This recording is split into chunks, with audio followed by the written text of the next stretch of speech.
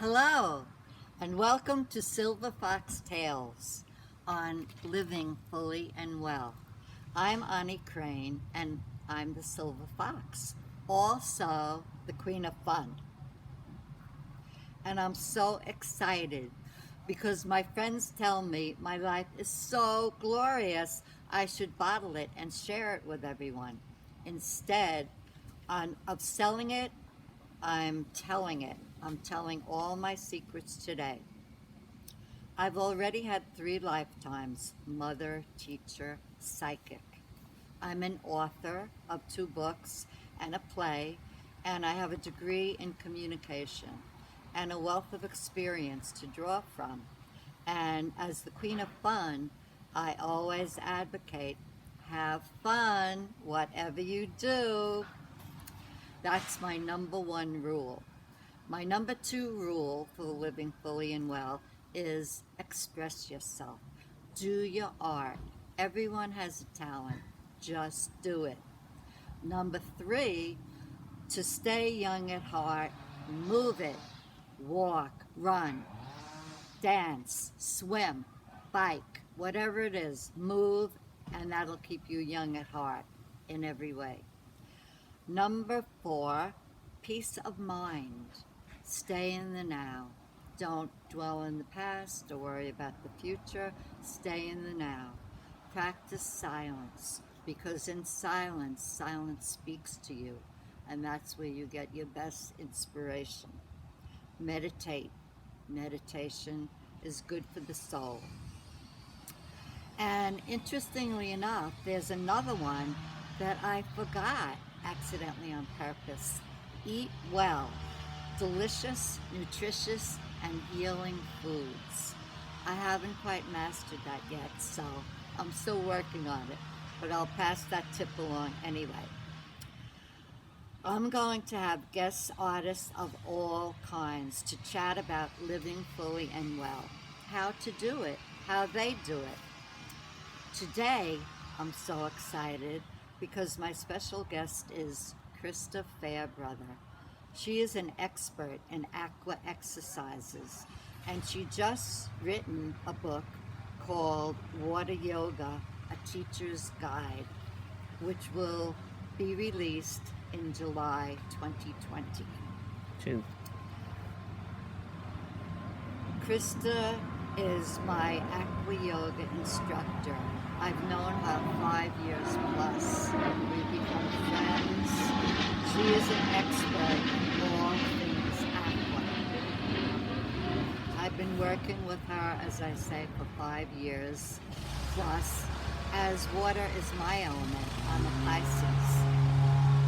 So Krista will share with us her tips on how to live fully and well.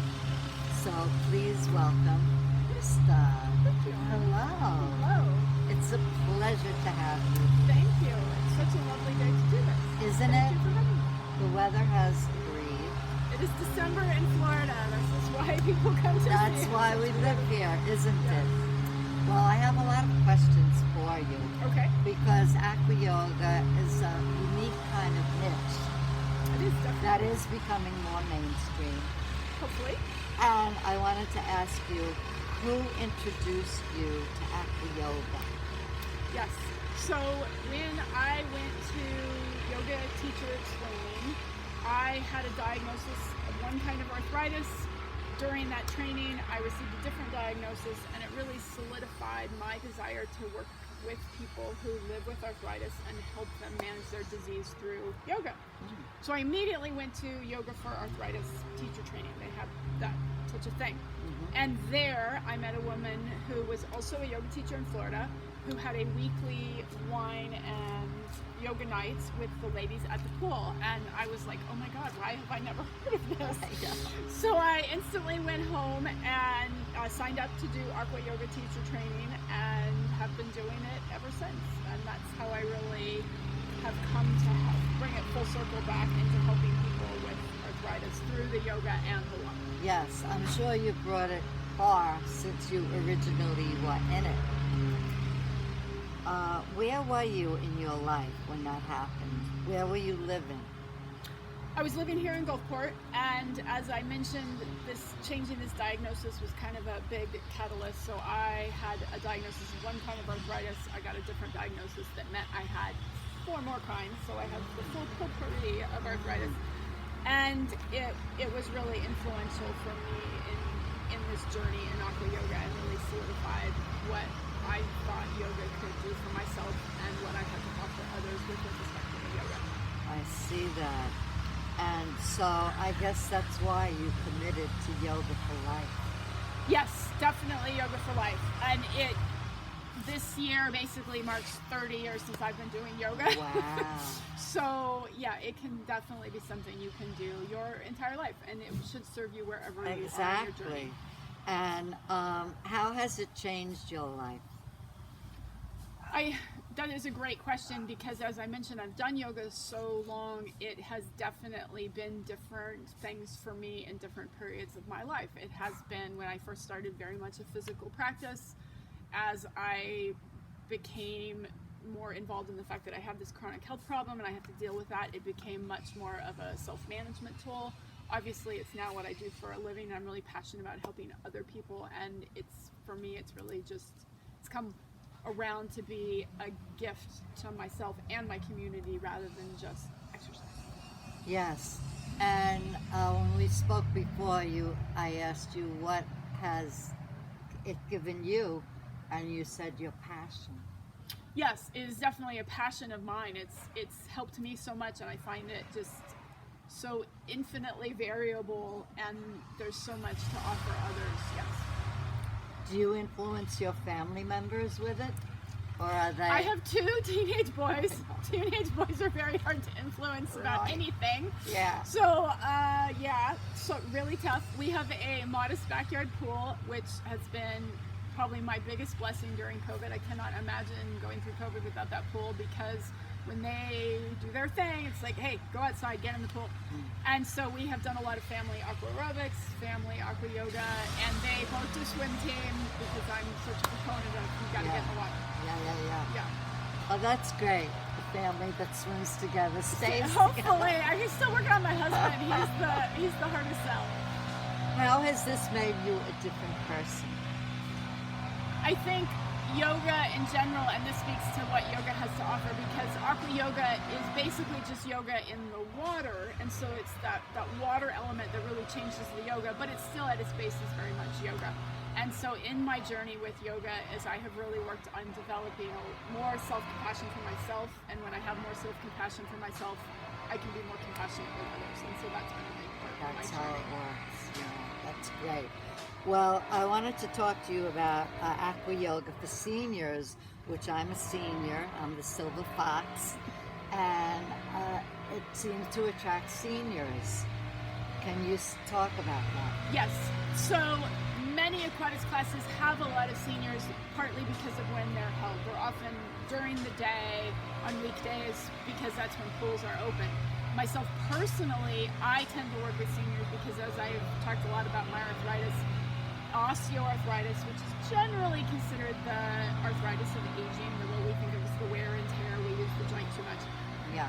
affects people as we get older in greater numbers. So if that's the most common kind of arthritis and it affects seniors more frequently, it would stand to reason that that would be more who I would work with. But aqua yoga does have something to offer people in their different ages and stages. So what would it offer a senior versus, say, a younger fit person is that, again, not only do I work mainly with seniors, I work mainly with senior women, right? Yeah. Age is not so kind to us. Yes. We lose our muscle mass disproportionately. So it is a way for us to stay strong without putting a lot of load on our joints. So if we have joint pain, it might be hard to walk or jog in land. We get in the water, we can walk or jog again. Right? I find that I move much easier Very in much. the water. Right. So it can way to build strength. Balance, none of us, our balance gets better as we age. Super important for fall prevention. Yeah. So in the water, we can improve our balance, as well as if we have a struggle with our balance, what's the risk of falling, right? Yeah. The water supports you. Yeah. So it's very supportive in that way. if you think about energetically, Ayurveda, the sister science of yoga, says that aging is a process of drying out. Well, we can stay young, right? The Fountain of Youth here in Florida, by Yeah. getting in all our Florida pools, because Yes. it brings some water element back to us energetically. And then something simple like our breath, which our breath is so important both for our energy and for our stress reduction. Many people can relate these days to COVID. We're sitting in chairs too much, but also a lot of senior women have a lot of trouble with their shoulders. So that rolls you into this forward posture that's going to constrict your breathing. It's going to make it harder to manage your energy and your stress when you can't breathe well. So in terms of what it offers seniors, it has some physical benefits and potentials. There's some energetic things, as well as that mind-body connection. that we can use. I did notice that occasionally a couple of young girlfriends would come to the class. Yes. And they like it, they enjoy it, but the time element, It's they just- work in the There's day. some practicalities, of course. Yeah. I wish I'd had aqua yoga when I was pregnant. So aqua yoga, you're pregnant, One girl came a couple right? of years Oh ago. my gosh, I so wish. And then aquatics in general is really making some breakthroughs for athletes, because it's a really amazing place to cross train, because it has that no impact yet really high viscosity. So think about something like a golfer. So you're taking all that impact and doing all that swinging, right? If you do that same action in the water, it's going to really help you build muscle of that swinging and yet slow down the torque. A lot of professional athletes, like basketball players, they'll get in the water, they'll practice their jumping. Marathon runners, you can get in the deep end and run, and it takes the load off, and yet you're still getting your cardio. So there is some distinct things that it offers people at different As ages and cross stages. training, that's an interesting Yeah. thing. Yeah. Well, you came out with your new book. Yes. Can you talk a little bit about that? That book, it's called Water Yoga, A Teacher's Guide, specifically actually because the publisher asked me to write a guide for other professionals, but there is a ton of information in there that a regular person could use to practice aqua yoga, because I try very hard to be a person who guides with clarity, because I work so much with beginners. It really doesn't help to get in the pool and say, all right, I'd like you to take an inhale and exhale down into down dog. Now you're going to spin, open that up into warrior two. And No. some of this verbiage that you might hear in a regular yoga class Right. does not work when you're a beginner. It does not work in the pool when it's hard to hear. We're in an outdoor environment like we're filming today. You hear things come and go.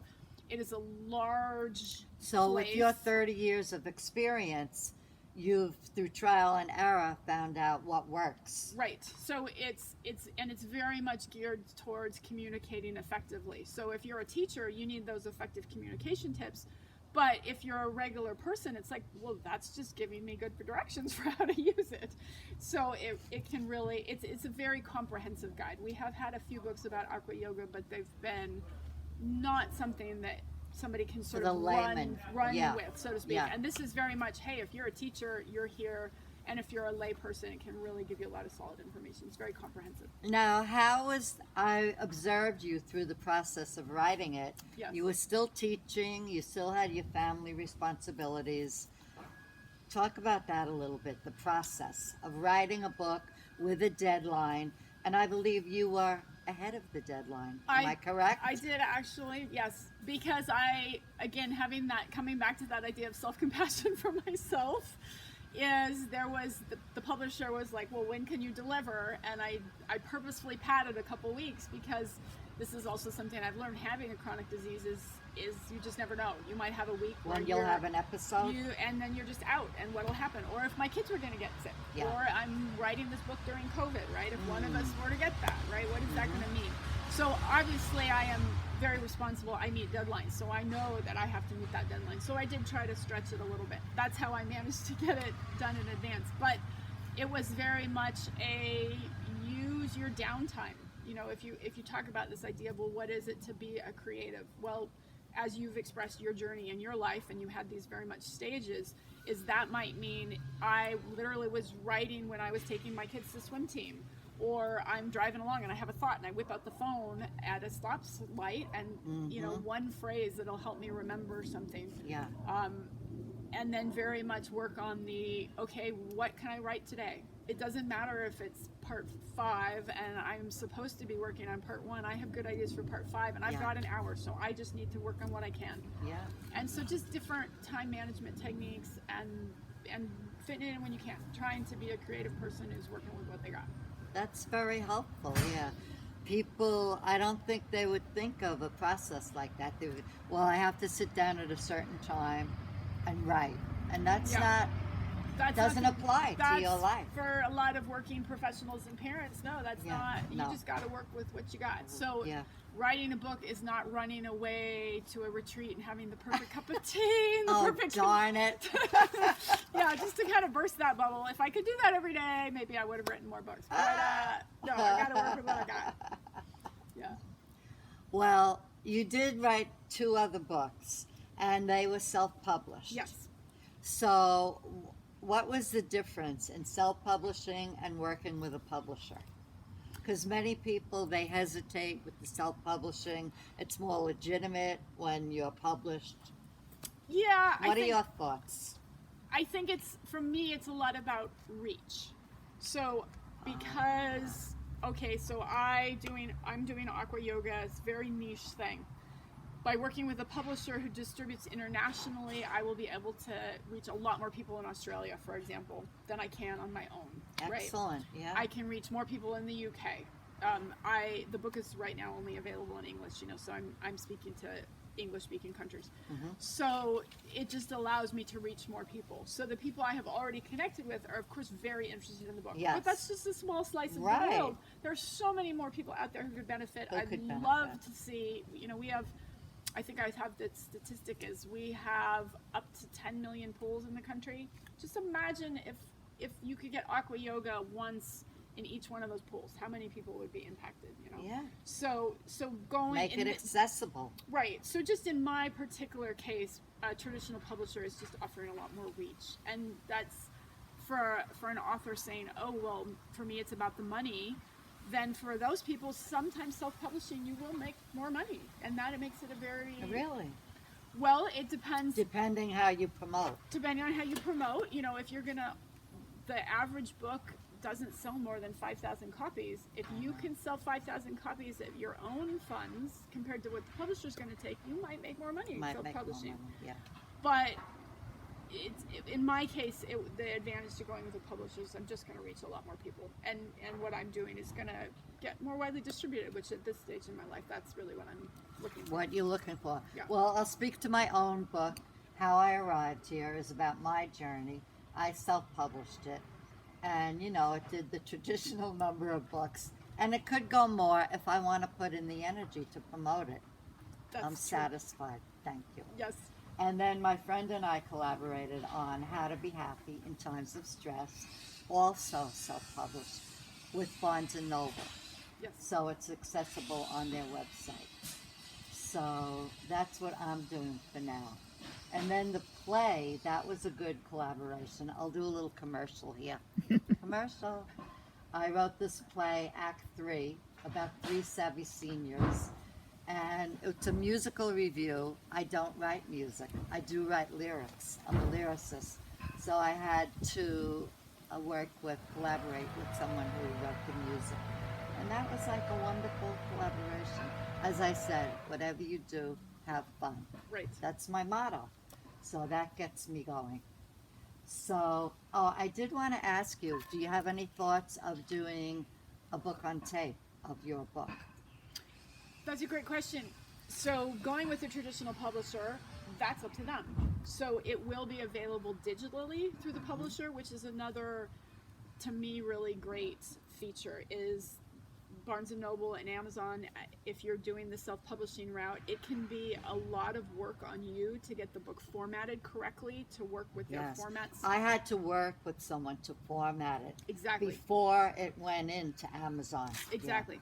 So they take care of all that.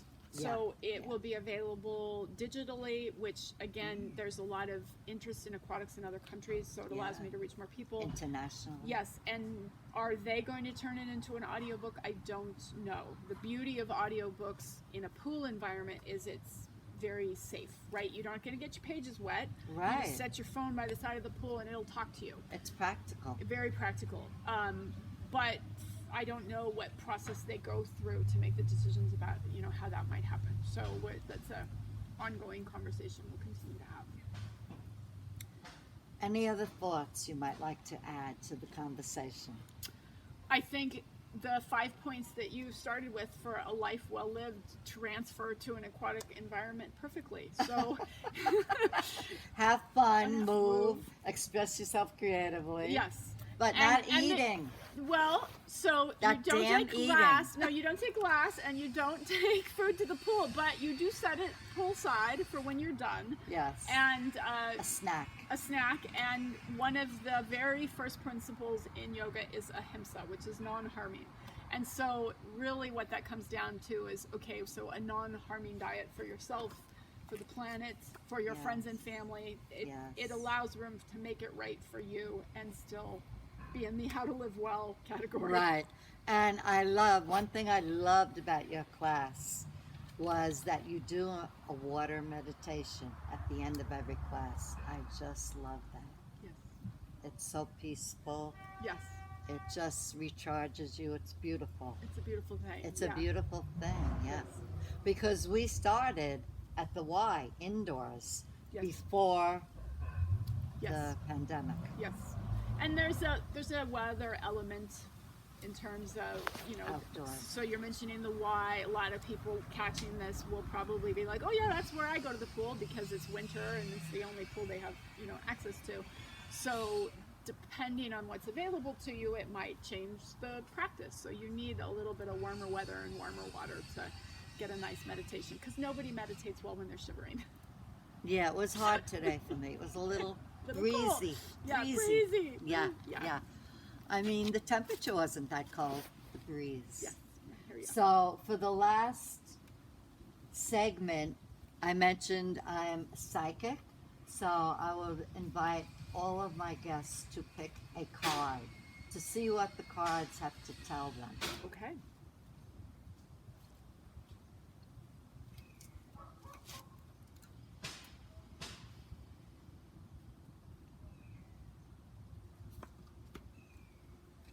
Okay. Krista picked the Five of Swords. Fives are traditionally not the happiest card. I'm not surprised that I would choose that. It's like, okay, but there is a bee in there, so Oh, mention well, your may- other skill. Yes. So my hobby, I am a beekeeper. So I have hives here in Gulfport, and yeah. So maybe that's what. drew me Maybe to the that's what card. it's meaning. Right. Like, don't forget about us. Right. Don't forget your bees. So we had a talk, Ani and I, before we started about music, and so a lot of times music expresses who you are. So I can bring it up in this context of Ani saying, well, it's not the happiest card. So the Chumbawamba song, the thump thumping, I get knocked down, I get back up again. Yeah. That is like my anthem. So I would make sense. I would choose. So that you're card not card. surprised to No, see I'm not this. surprised. No. But you do. You do bounce back up again. I am resilient. You're resilient. That's the word I was trying to think of. Yes. And I am too. So I relate to you on that. Good. I relate to you on that. So that about wraps it up. Excellent. And thank you for being my guest today. Thank you so much for hosting me. I appreciate it. And this will be going on a podcast so many more people can hear it Excellent. and see it. And so bye from the Silver Fox for now. Till we meet again.